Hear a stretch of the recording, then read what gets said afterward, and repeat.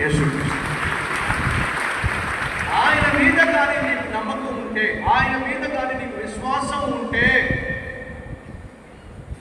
నీ జీవిత ప్రయాణంలో ఎటువంటి అపాయం తలెత్తినా, ఎటువంటి ఆటంకము వచ్చినా, ఎటువంటి అభ్యంతరాలు వచ్చినా, ఎటువంటి ఆర్థిక ఇబ్బందులు వచ్చినా నువ్వు భయపడవు. కారణం ఏమిటంటే నువ్వు నమ్మినటువంటి వాడు నిన్ను సురక్షితముగా చేర్చవలసిన గమ్యానికి చేరుస్తాడు.